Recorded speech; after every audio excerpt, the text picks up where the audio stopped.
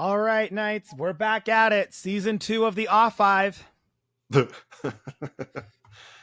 you, as we jump into this, Johnny, I do have a question.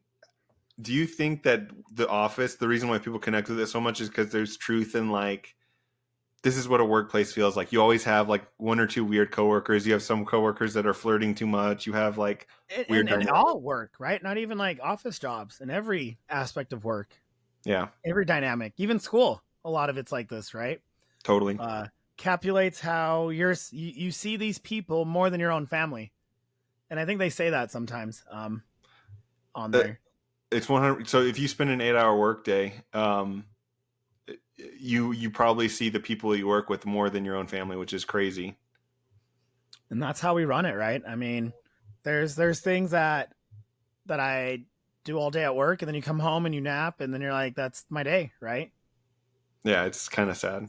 And they can also relate to you because they deal with work. So we're talking season 2 today? Season 2. All right, Knights, last we left off with season 1, and there was the right amount of growing pains from 1 to 2. Would you say that, Jay? Yeah. So they got their pickup. They got saved from getting cancellation, so they felt a little more emboldened and gave them a full season starting in season 2. And you can really tell, like, the writing starts to come out better. The characters, like, the actors are more comfortable. Things just are smoother. Some of the points they hit on in the first season now get expanded on. So I don't know if you just want to jump into, like, our favorite episodes from the season, or if we go one by one. I mean, there's enough. Let's go one by one. These are a little longer. They're full 22 episodes, I think, this season. Yeah. Yeah. So the Dundies. Yeah. Oh, dang it. I should have grabbed mine. I have 2 Dundies. Go get it.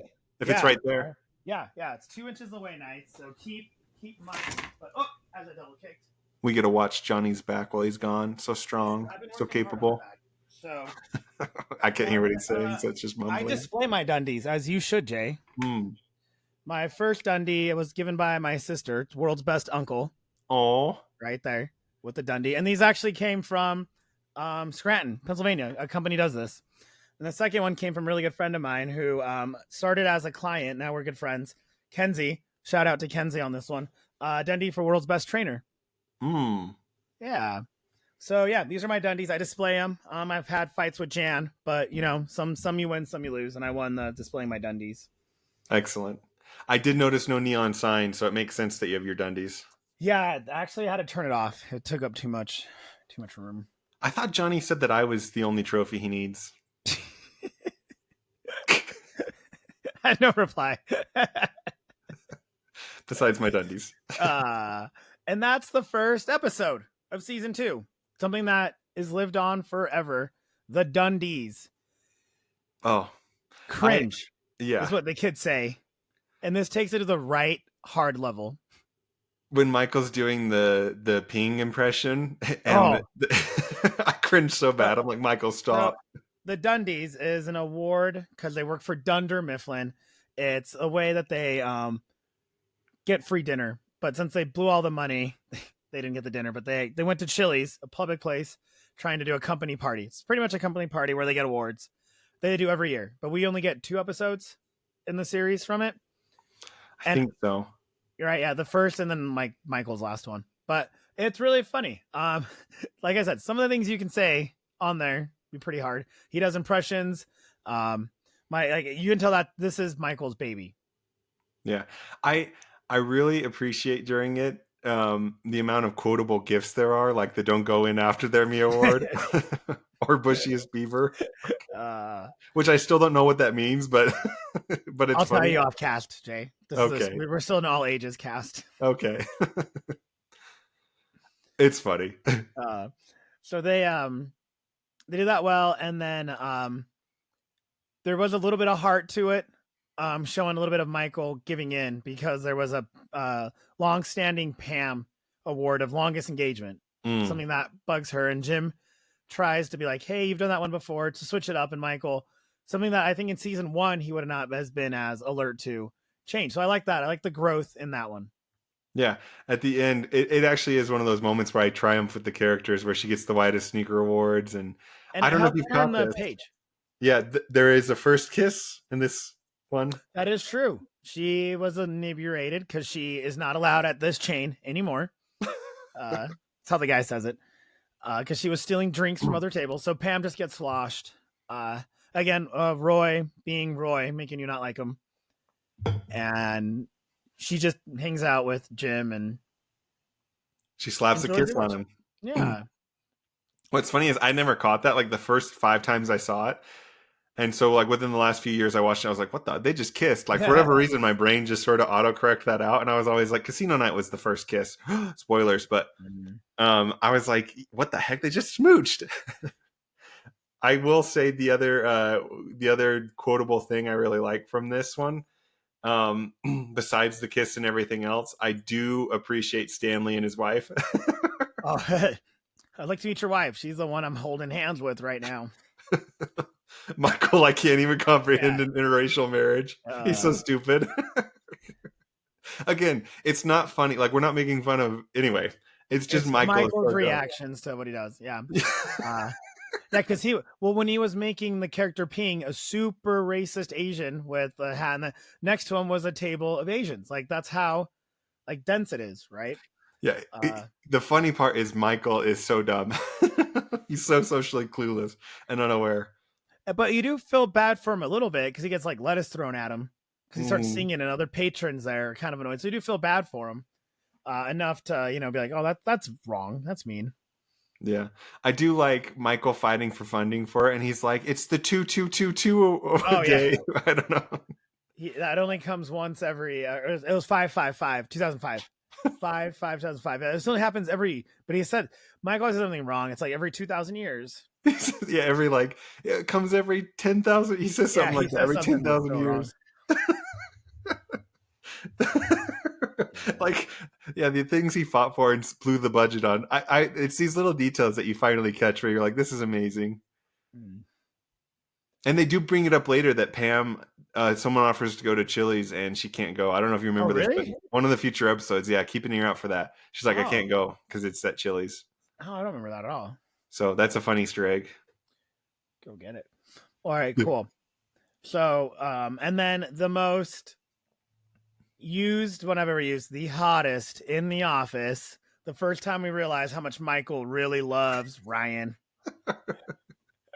Ryan Howard. Shake that. What is it? Beautiful booty. Like he says something like that. Get that booty up here or something. Yeah. But anyway, so it was great to like see that bromance because they talk about it all series long. And the spank he gives him when he's walking away is so funny every time. Kills me. That was my favorite line from it. It's the hottest in the office. I will say I agree with you. It is the first time you see Michael turn a corner with the employees where he has this redeemable moment at the end where you love him and, he comes through for his employees and he shows that he actually does care. He gives Pam the appropriate thing and his employees give it back. They said that was so much fun. He's like, it was good. Yeah. And he even gave a shout out to Dwight for putting all the hard work in. As if they don't know who Dwight is. He raises his hand. Dwight. Let's jump to episode 2. Anything else? No. Sexual harassment. Wait. So we're not going to bring the Dundies. Isn't going to make it into like our top 10 list, right? For overall or on the for overall. Oh no. Just as we go through, we'll eliminate or keep them because there are a few in this season I want to keep that we'll keep in the. So we have basketball and we'll have others in the discussion too. Yeah, no. On season 2, there's only about like 5 that I would put on contention. I guess if we do our bracket. Okay. So, okay, let's do it. So, the Dundies a good like opener, but it's not what drives it. Agreed. Okay, sexual harassment, which is pretty good. I like it. You mean the one time my mom comes to visit the podcast, you sexually harass me. So that one, that's a funny one because that just shows how. I always do the Michael's like I danced through corporate. He tries to not be corporate and he remembers he is corporate. So it's a very much like office-y based of how you're not part of anything. Right. You're not really one of them. My thoughts on sexual harassment. This isn't one of my more favorite episodes, but I do love that it's the introduction of my least favorite character, someone who I can't stand. Daryl? No, who has who has two thumbs and hates Todd Packer? Oh, Todd Packer. This I love guy. the Pac-Man. I can't stand Packer. He's so annoying. Yeah, but that was another one too. Packard makes fun of Phyllis, the old matronly looking one, and Michael defends her. Yeah, I agree. I don't have a ton to talk about this episode, Johnny. You're gonna have to. I mean, it was other than it making fun of Pam's mom, who comes to visit. Oh yes, yeah, who isn't really your mom? Kind of weird. Yeah, that one kind of threw me off. Like, you're gonna visit, and then you see how fake Roy is. Like, he's wearing a sweater to go pick up, and he's like, "I'm gonna put some tunes in the car. What do you want?" And then the mom's like, "Who's this Jim guy?" It was weird but good, but and then he kind of felt bad for Jim a little, like, "I'm dying to meet your mom," and then Roy shows up, and you're like, it is kind of true. Watching it in real time, I felt bad. 30,000 foot now, you're kind of like, well, yeah, I mean, you're just a coworker, a friend, but is this the same one where they discover the doll and Michael's face is on it? No, that's when they have the doll. Okay. But the face doesn't get on it till I think it's Boys and Girls Club. Okay. Boys and Girls. Yeah. And Michael's like, "Ooh, this is so funny." And then he sees his own face and he's like, and then he puts it upside down. Yeah, not a lot on 2. Like I said, 2 isn't a contention on mine either. Okay, cool. I can talk a lot more about Office Olympics. I like the Office Olympics way more too. Okay. The number one quote, maybe from the season for me, is, "Where are all the hotties? I was told that there would be hot people, and as far as I can tell, I'm the best looking one here." So on that one, they do have a very funny, I remember, super fan edit. So one of the creators, Daniel Craig, is Michael's neighbor in the condo. And he's over there, and Michael's talking about, like, yeah, I'm going to have ragers and this. And the guy's like, I need to be in bed by 9 o'clock and being all stuffy. And then Dwight's like, oh, that tree line. So it builds more of the neighborhood. But that is something I do remember on the Superfan episodes where you don't, and for you to cut out the creator, he's all right with it. Right. He has to be, because if he wanted it, he'd have pushed it in. He'd have Peter Jackson. I don't know if it's Daniel Craig. In. I don't know if it was him, but it is one of like the, could have been Stephen Merchant. I'm not sure which one it was, but it was one of the creators, or that brought it over to the US. He's American, but still, he was on the last episode with the whole cast and crew. But yeah, but Office Olympics, it when Jim gets really motivated, he has a fun time, or when he's not bored down with work. How does Pam say it? Jim has fun when he doesn't have to work. Mm-hmm. It's amazing how ambitious Jim is when he's not working or something like that. So one of the games that I really like is, but I don't know if it was one that you saw or if it's an edit one. They just throw paper clips in Dwight's mug from Pam's chair. That's super fans. Yeah. So that was one of the games, is they sat there and they were just throwing it across, and Dwight was drinking it because he wasn't there. But that was funny. They're 8-second little clips, but they're really funny. So on this one, Michael's hunting for his office or for his condo, and while he's gone, the office does their sports. If you had to play one of those sports, which one would you want to play? I like Dunderball. That one looked fun. Yeah, that's the one where they bounce the ball back and forth, back to there. I think that's the one. That's the one I liked the most, was Dunderball. It was fun. No, I'm thinking of season 3. I think Dunderball. I would want to do the one where you put like the reams of paper on your feet, or the boxes of paper, and then you have to run with them. Yeah, that would be the one I'd want to try. Kevin shouldn't be shoeless, but they allowed it. Was that the first time they joke about Kevin's stinky feet? They didn't even joke about it on that one. Okay. Well, I do like, I'm trying to think of other final moments. I do love when Michael's having like his total mental breakdown. The other, because he's having a mental breakdown because he's like seeing ants, and Dwight's pointing out all the issues, and he's like pounding the wall. You can hear your neighbor and adjusting wall, and then you find out about Shroot Farm. There's a lot of stuff on there. I also love, one of my most quoted things is, "Where will I put my terrarium?" Yeah, he's trying to convince him to be a roommate, and he's like, "A fish? No, for the snakes." And he's like, "Oh no, you're disinvited." You mean an aquarium? I don't know why the distinction between an aquarium and a terrarium to me has stuck with me all these years from my first watch. I don't think this one makes and it you into get to my meet final. Carol. Go ahead. I was Oh gonna say you get yeah, to meet Carol, Steve Carell's wife in real life, who's Nancy Well's extremely funny, and blunt too. Like, well, if you don't sign this, you lost $7,000. So that was funny too, just to see like real estate and how it works. which honestly, I loved Michael with Carol. Like some of the best jokes come from this relationship, so it's fun to see the seeding of that. The other thing I wanted to say about it was they eat burritos at the end, and I always want those burritos. Every time I watch it, Oh it makes me so yeah, hungry. They look good, don't they? they do look good. Mm. I've been on a cut. I hate that. Okay, that's all I have on that one.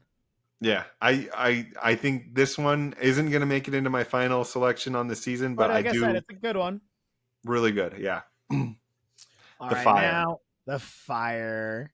Temp started the fire. He missed that on day one of school. He missed that class, Temp. So the fire episode. It's what I mean, it's The Office, so they're all as Abed would say, a bottle episode where they're all just concentrated in one little area. So there was a fire. This is what makes it so key. There's a fire, and Michael runs out of that building so fast. And they only did this once that I remember in TV. It was when Seinfeld, when George did this, and it was like hilarious, but it wasn't done to this extent. Because George did it on Seinfeld where he ran, and then like the girlfriend. Anyway, on The Office, Mike is excusing it by saying women and children first. Well, that's sexist for women, and we don't hire children because it's a workplace. So This isn't a slave shop. yeah, it's just, but just out of nowhere, seeing him bolt out of there, I still remember laughing out loud. Or maybe he says a sweatshop. This isn't a sweatshop. Sweatshop, yeah. Yeah, and he pushes past Oscar. I think just launches him to the just side. throws him on the floor. And just zooms. I think he might have pushed Angela too, right? Yeah, and like you see the security camera, he's booking it out of there. Out there. Have you seen a burn victim, Johnny? Do you want to die? But that one has a lot of good moments, and they play so they're out there waiting for the firemen, and they play the island game, and then Michael shows up. Oh, I play this all the time. Or no, who would you do? I say, I play this all the time before I go to bed, and it's just so cringy. When I'm trying to fall asleep, he's just Go ahead. I was gonna say, I will say, on my 5 books to read on an island, I might have to take The Crystal Blade with me, Jay's book. Yes, all you knights that are just listening, that would be one of my island books. That's not even a plug. That's just actual. Oh, Johnny, you just made my whole year. And which Harry Potter one would you take? I would take because you're the novelist. What would you take? All kidding aside, I like my favorite book series is the Secret of Truth one. I'm trying to blank, but the one, the Secret of Truth novels. It's about 10 of them. Those are what I like. But you're the novelist here. What would be your books? I would take the Bible, hollowed out, inside are iodine pills, first aid kit, a hatchet, and in case I get bored, Harry Potter and the Half-Blood Prince. No, Prisoner of Azkaban. I don't know what I would take. If I had 10 books or whatever. Let's say I had 3. Maybe like To Kill a Mockingbird. I would have to take I don't know, one of the Lord of the Rings, I guess, and then one of the Harry Potters. Yeah, that's tough. Just don't take Legally Blonde. Yeah, for movies, I don't know what movie I take. Maybe The Dark Knight or Secret Life of Walter Mitty. Oh, that's a good Interstellar. One. The thing is, though, you get tired of them. TV shows are easier to take. Yeah, it's a tough question. And I can't believe you just propped it on me like that. Well, I didn't really want to. That was just me. Wanted to plug your book. You just said it wasn't a plug. No, but I wanted to plug it. I always plug it. If I'm doing it, I'm plugging it. Oh. But yeah, it's funny. Like one of my favorite scenes is the firemen drive by and Dwight just fist bumps the air like a little kid. Yeah, so excited to see. And it's funny how like Dwight tries to talk to them and they just walk through them, and Jim knows one of them because it's actually a small town. My favorite, maybe my most quoted line from The Office is when Michael and Ryan are in the back of the car and Michael goes, "You are so smart. You are so effing smart." I don't think there's been an era where you haven't texted me that. Every Anytime I single say season. something, you're like, "You're so smart. You're so effing smart." And they're I just know like that book, burning Emmett for up. Murder, Oh. but it is good. You get to see the jealousy in Dwight. It's I will quick wrap it. It's again not one of my top ones, but it is a good one though. Yeah, I agree. I'm trying to think if there's anything else that really sticks out. I do love Michael's ringtone. Oh, Mama number 5. Yeah, and he's 1, got it in 2, his 3, 4, pocket. 5. Yeah. Oh no, so I think you're there. I mean, you started with the song. That's another one that we would quote all the time. Studebaker television, Ryan started the fire. uh, but yeah, fired guy. But it's a good it's a good segue show. Like I said, they do get better. I will there. Like I said, there's some more contentions on here. Halloween. Let's talk about Halloween. So I liked Halloween a lot, and I wish they did more of these TV shows that are themed. Obviously, do it every year, but they miss like 2 of them. Uh, you get to see Jim thinking he's above Halloween. The prankster Prince himself doesn't like dressing up. Dwight always spends way too much money on his, Which, and dude, his lightsaber. There's no way it's worth what he says it is. I think he said his whole outfit was like 200 Oh, bucks. okay. Yeah. I always thought he meant the lightsaber, and I'm like, No, I think he means no. the whole like Sith outfit. I got you. Yeah, like the robes and maybe the paint. I don't know. Yeah. Which was really weird because it never. The Big Bang Theory did this on the last season where one of them dressed as Sheldon. Howard dressed as Sheldon. I was shocked the one time that Jim mimicked Dwight wasn't on Halloween. Just a random intro episode. Yeah, it's true. But that was a really good one because they had to fire somebody because he's been prolonging it. So the whole episode is about Michael trying to have fun with Halloween, yet knowing he's gonna have to fire somebody, and he does take it to heart. Yeah, it's you kind of love Michael, but you hate him. It's like, dude, you should have done this. The best quote is, "Why didn't you do this earlier?" Because it's a scary thing, Pam. But yeah, it's maybe not my top Halloween one, but it's a good Halloween episode. It might be my least favorite Halloween episode. It's a good one. Like I said, it's good. But Main all the thing, Halloween ones are good. All of them. yeah, I love Michael's double head too. That his outfit is honestly really good though. yeah, it's done well, and you get to see good interactions. But it's not like they're still trying to find their footing, and it was more about the firing than like the festivities. Totally. But yeah, I don't have that much more on that one. Yeah. Okay. The fight. I Oh, love the fight. The client's next. Oh, I'm showing you it's the Oh no, fight. sorry. You're Wow, good. why didn't I show the fight? Oh, stupid internet. The fight's what's one of my favorite ones. So you talked about iTunes. The fight was one that we had on iTunes, and so we would rewatch it and rewatch it and cool. rewatch it. We loved this one. The fight's a great one. Another one that you and me quote all the time. You know what I'm talking about, right? No, help me out. It's the one where you go, I fought 14 I know a ton of 14-year-old girls I can beat them up. You know a ton of 14-year-old girls. I remember being so happy I set that up for you in D&D. It was so organic.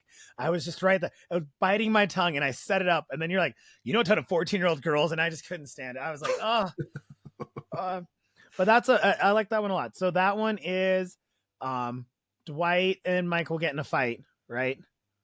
Well, it starts off with, for whatever reason, they're like, Michael's like, I could take Dwight or whatever. And Dwight punches him, like twice. Michael absorbs the first punch, but isn't prepared for the second sucker punch. So the way he crawls into his office and closes all the windows. And then Jim and Pam play him like a fiddle. Oh, yeah. Ask Dwight to take you outside. I need Dwight because he had to sign this paper, prolonged stuff. But the fight's a really good one. Dwight comes in wearing his gi. That's why the purple belt, and he's bragging that he's a senpai, assistant to the sensei. Mm-hmm. Assistant to the sensei. I love when Kevin's like, "Could you beat up Roy?" Warehouse guy doesn't count. Everyone's scared of Roy, rightfully so. I I do love when they finally do fight and Michael gets on top of him. Oh, he Starts just starts trying to, hugging a loogie. yeah. Or the other thing, we do have a couple rules, be home by supper. No groin, no hits to the groin. We don't have any rules on the street. Let's go. Uh, and then they did have the first downside of Jim and Pam flirting, right? Like that. But that's how it is, though, right? Like, so that's the one part that gets me too. But they did get her French onion sun chips, which I love. So I always love that it's Meredith who's giving them like the condescending look. yeah, Meredith, and then Phyllis is all for it. That's what I like too. Phyllis is all for it. Yeah, it is awkward. I rewatched it and I'm like, I didn't think that scene was that awkward. And then I rewatched it, I'm like, it's a little awkward. Yeah, I mean, she is being playful too, and I get I think he also forget because he needs to be the nice guy, right? Right. But you can be like that forgetting they do have somebody. It's just weird. Yeah. Like I said, there's 2 or 3 like that where I don't like them. Casino Night's the main thing, but again, not one of my top ones, but I do like it. Yeah. Okay. The next one is one of my top ones. The Client. Yes. I'm so glad you said. I love The Client. A lot of people don't. I love The Client. So many things to talk about, Johnny. Why do you love it? So many. Okay. First, you got to see how Michael's a great salesman. How That's he what I was really gonna say. understands human nature. Yeah, that's a great thing on that. You get to see a different side of everyone doing the play and doing the stuff. But I really, really love Michael interacting with this client, Tim Meadows, who I loved from SNL for 20 years. Great actor. And Michael knew him for a while too. They're all in the same play club. But love The Client. And when Johnny said the play, so they discover a secret screenplay that Michael's written, right. and they're recreating it. But really, Rat Level Midnight. It's a screenplay. It's a screenplay. Sorry. But the interaction they have with the client is so much better. One of my favorite jokes is when Michael's like, "We should have a code," and Jen's like, "We don't need a code." And he's like, "Well, what if the conversation's going south?" And she's like, "What are you going to say that makes the conversation go south?" Anyway, the company might close the branch. They need this huge sale for the county. Even Jim acknowledges that it's big. It's so big that the district manager has to come, Jan or whatever she is, to help close the deal. And she's like, "Hey, I'm in charge. Listen to me." But Michael won Salesman of the Year for 2 years in a row, so he knows what he's doing. Anyway, so you got to see, and he right off the bat, she's like, "Let's go eat here." He's like, "No, I changed it to Chili's because he wanted the atmosphere." He understood not to make it so stuffy. It's not a stuffy situation. So you got to see how his mind works on sales, and I really like that. And she's mad the whole time until the very end. The payout is so good. Oh yeah. So he starts making jokes, and like he doesn't want to talk business. She wanted to go right before they sat down to eat. All right, here's the bottom dollar. What can you do? And he's like, "No, let's have a conversation, have a meal, get to know this guy." And it is true that, so my family's from a smaller town, and sports whatever came in, Sportsman's Warehouse came in and just had crazy sales on everything, and all the local shops that supplied sporting goods stuff went out of business. And then once they were gone, they cranked up the sales. So that's a true tactic that companies do. And Michael brings it up. He says they're going to lowball you for now, and when we're gone, they're going to crank up the prices. He does the number one thing about sales is you got to see his connection with the guy. And then he said, "I'm from here. I understand this county." And he's done this twice too. He did it on season 3. But that was the first time you really get to see it. And then you get to see the love affair, which is Michael and Jan, come to fruition. Hold on. You have to talk about, so Jan's about to blow the sale, and Michael goes, Yeah. middle of their conversation. Yeah. Jan starts to be like, "Here's the bottom dollar, here's this," and then Tim Meadows like, "No," and Michael just starts saying nonsense words. That is why I wanted a signal. And he wanted Awesome Blossom, extra awesome. Oh, I love it so much. The other, I agree with you. It's so fun because people love competent characters. It can be a good guy, a bad guy, but if they're competent, you love it. And you like people who get things done. And for whatever reason, this was a real turning point in Michael for me where, okay, I can really get behind him. He might be the most incompetent man in so many things, but he genuinely cares, and he's really actually quite a good salesman. Yeah, he knows how to connect to the people. He really does. And that's his bad trait and good trait. But done really well. So I really like that one a lot because it shows a little compassion. And then the threat level midnight, when they're doing the voices of the play of the script, I just loved it. I loved how everyone was getting into it. Pam, they all stayed later to do it, to finish it out. On the deleted scenes, they actually finish out the play and it's a cliffhanger, and they all felt like disoriented from it. So they actually were invested. I mean, they really were invested in the movie. But I do love it when they misspell Dwight. They said Dwig. They changed the name of this horrible character, and it was supposed to be Dwight. And he goes, "Dang it, Dwig, WDWIGHT, not that hard." And it was just funny. Like that's just how Michael sees him that way. And it hurt, and you can tell that it hurt him. But yeah, 100%. Yeah, I just love it. Okay, performance review. Johnny, spark my brain because I'm having a. Oh, okay. I remember. So Jan and Michael have smooched. Yeah. And this next one, Michael keeps trying to like establish a relationship, and Jan is having none of it. On performance review. Yeah. Are you good on? Yeah. That's perfect. Are we gonna make the client a contender? I think so. I'll keep it a contender. Good. Yeah, this is this is our first contender of the season. So performance review. Yeah, he thinks they're dating. She doesn't. So he's all bummed. So he's bringing people in because they have to give their performance review, and he makes them listen to the voicemail she leaves them. And I do that all the time. I go like, "You missed me." Well, what does she mean by that? I've been, true disclosure here, we've all had our hearts broken. We've all had other humans confuse us. I was in the sauna the other day, and I heard these guys close to our age, Jay, having the same conversation as Michael he's like, "But she said this, like, what does this mean?" I almost took off my headphones and be like, "Dude, just you missed her call. She doesn't miss you." It was around that borderline of, "Sorry, I missed you." Like, what I guess I missed you. Yeah. I missed you. Yeah. And he's interviewing everyone, asking them their opinion on it while he's like doing a performance review that will dictate whether or not they get a raise. Yeah, they get a bonus. It's their livelihoods, and he just doesn't care. So like, it's funny to see the characters play into that. Like Michael's like, oh, after Pam says, "I don't think it's anything," he's like, "I don't even want to do this performance review anymore." I'm in a bad mood. And then she goes, "I just think she's conflicted." Oh, okay. Why didn't you say that in the first place? This is great, Pam. And then Florida Stanley. Oh, look at this. I didn't even realize some Funko Pop. Florida Stanley goes, did you learn that? He was like, he broke it down. See her breathing pattern? It's all about see how she pauses? Gaps, yeah. And Mike goes, "Did you learn that from the streets?" "Yeah, I did." Anyway, it's all about that money, baby. It's so bad. They play him like a fiddle. One of my favorite things is Michael is like, Jan finally arrives and they're talking. These are my two, I have to bring up two scenes, but one of them is, he's like, "It's a business question." And she's like, "Okay, what is it?" And he goes, "Is that new perfume you're wearing? 'Cause it's really, really nice." She's like, "How is that business related?" "We are in my office."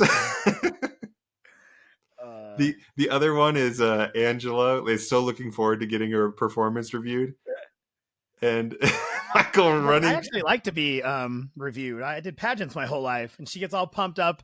"Angela did a good job. Bye." Yeah, he goes running. He hears the call is coming, and he goes running into the office and goes, "Angela, your work was perfectly satisfactory." Slams the door.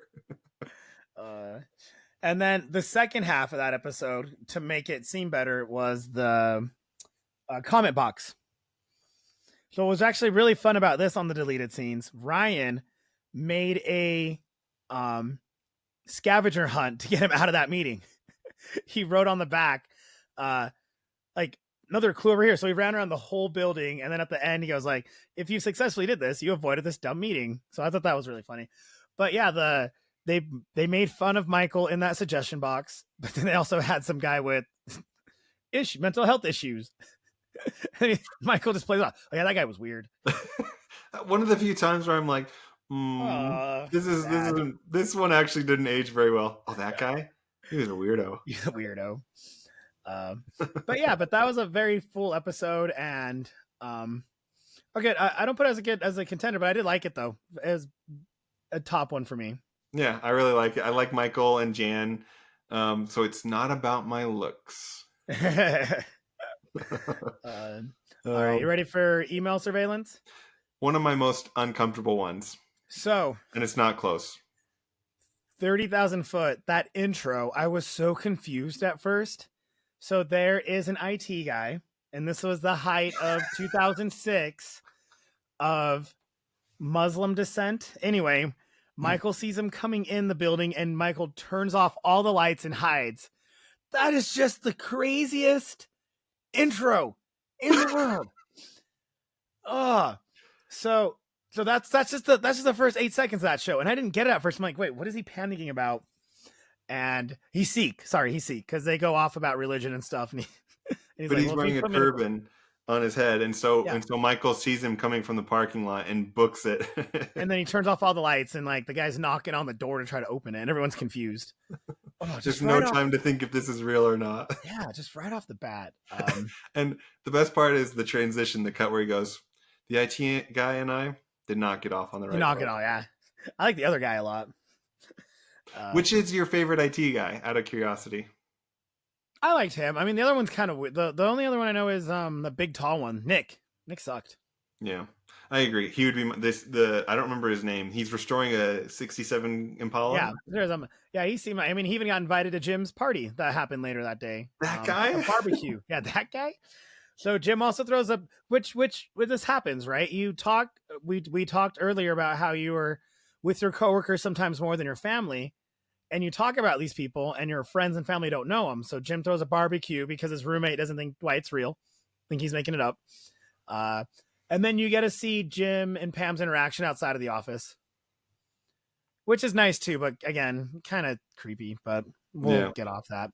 But I think that was the first episode where Angela and Dwight get together, because I always wondered if there was any hint before that, but there wasn't that I ever remember. I don't remember any either. I think that's the first one where you really take notice. There might be one or two small hints, but not really. That's the one where it really. I think there's another one, isn't it? In Performance Review, where they get like 2 candy bars, or is that this one? No, that's that one, and then it is that one. You're right, because. It gets muddled. I can't remember. So there might be one small hint before, but this is the one maybe where it's the injury. It could have been the injury. Because it's the one where Jim was like hiding in the back. No, it was the carpet. It's Jim was hiding in the annex, and Pam was like spying on him. Okay. Anyway, so that was just the instance, and it was fun just to see that. But then Ryan. First illustration of being a douche, he asked if he could talk to Katie, Jim's current kind of girlfriend. Do you mind if I email her? Yeah. And you're like, that was kind of weird.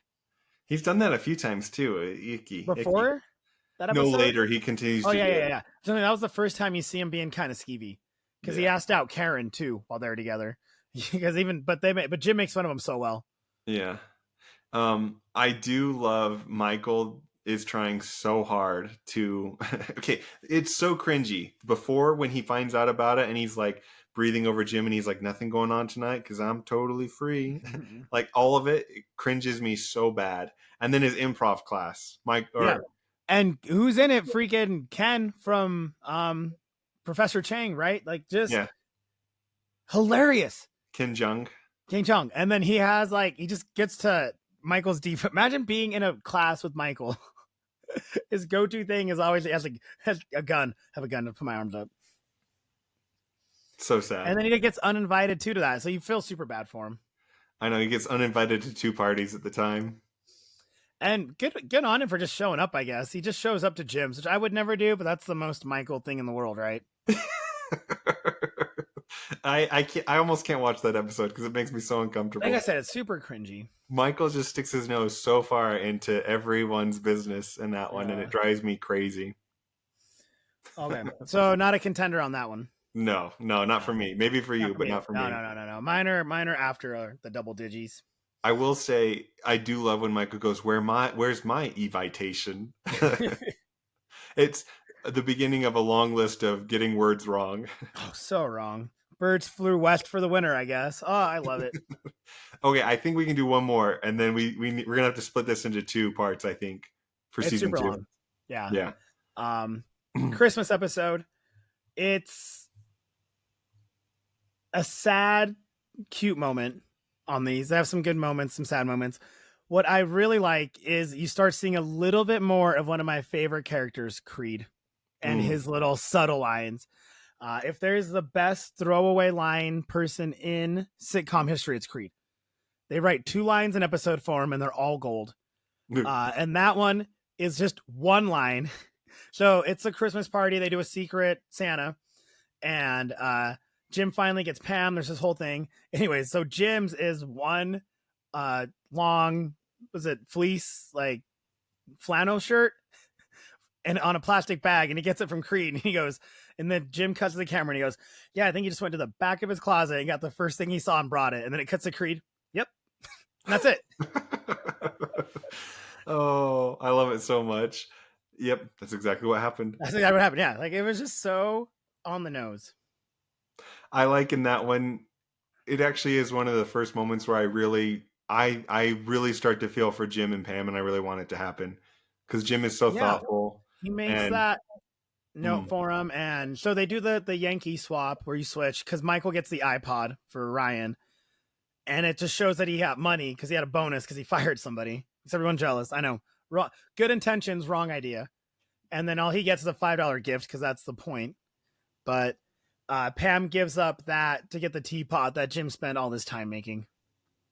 Yeah, with all those mini gifts and everything.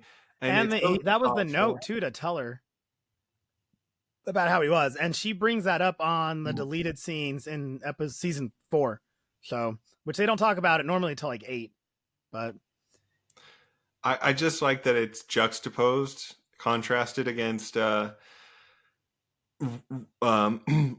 who's like, well, now I don't have to get you any gift because I was going to get you a gift and now I don't have to because you won the iPod. But I get to, after you've been together for so long, like they were high school sweethearts. But like I said, you had to make him douchey, but you don't have to make him. They made him over the top. Yeah. On these, and in fact, on the we'll get to the second half on our later podcast on these. It's probably gonna take us all year nights. We're actually super stoked at this. Probably gonna take us a year long to do all these. We're excited to do them. Where they make him super douchey. Yeah. On the deleted ones, but on that one, it really was. And then what does Michael solve every problem with? Alcohol. Is this enough vodka to get 12 people wasted? You're the expert. Yeah. Easy vodka. And then you get to see Meredith and then Michael taking, so on it wasn't the deleted scenes, but it was really cool to see all the pictures because they actually posted all those pictures that Michael took with his digital camera. 2006. What an era. Digital cameras, not your phone. Can we talk about how mean Michael is though with Phyllis's present? Yeah, like I said, he discarded it. He did win it back a long time. I think when he leaves on 7, he won it back by like waiting for her to make his glove. But yeah, he was so like upset about it. I know. He changes the complete game. Really? He's so mad about the oven mitt. I bought Ryan an iPod, and this is what they do for me. Yeah. And back then, those were like $300, which is like $1,000 today standards. Like they're not cheap. No. And it was just for music. It's not your phone. Right. And the running joke is that Michael makes every party about his own problems, and it really starts in this one, I think. They make it known that he's there for him. I love it so much. So I would say this one maybe is a contender. Yeah, I still wouldn't, only because the tease the nights. We have the booze cruise coming up, injury, carpet, boys, girls, Valentine. We have Dwight's speech, the Michael's birthday party. There's just so much to come to the second half. I wouldn't put this on here.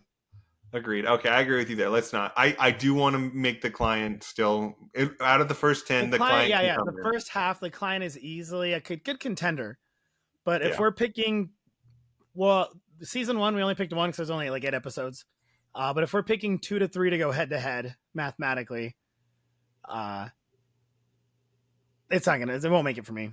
Agreed. Okay, I like that. I like the Christmas party. I think it's it's like in the better half of the season, but it's not quite there. It's not at peak, but it is funny. And Michael is so pathetic. Like I said, they take it to like the what is it, 5th gear once it gets after that. Yeah. It starts going super hard and quotable. The one quote I do have from Christmas Party is when Michael goes, "I love you this many dollars worth." You know when you get a gift how much someone loves you because you can say they love you this many dollars worth. No restraint. Well, that was fun, Johnny. Any final thoughts before we? I mean, No, just jump into season 2 or the rest of season 2 on the next episode. Yeah. All right, Knights. We will cut this one in half. Listen to it together if you want. We start to fatigue, so we don't want you guys to get tired of us. And like I said, it's going to be a year-long thing for us. We're so excited. And then once we do this, we're going to do this for all our favorite ones. This is fun. We can break down Community. Office is probably going to be the longest one we ever break down, but for sure we should do this on Parks and Rec and other ones. Yeah, I'm really excited to rank the episodes as we go, too. That's going to be fun. Yeah. So if we do release this as 2 or release this as 1? We'll release it as, we'll do 2. Okay. So if on the first half, Knights, what were your favorite? Did you think the Client was the best on this, or did you like the Dundies more? Yeah, let us know in the comments below, seriously. And thank you so much for watching, as always, and we will catch you on the Flippity Flop. Flippity Flip.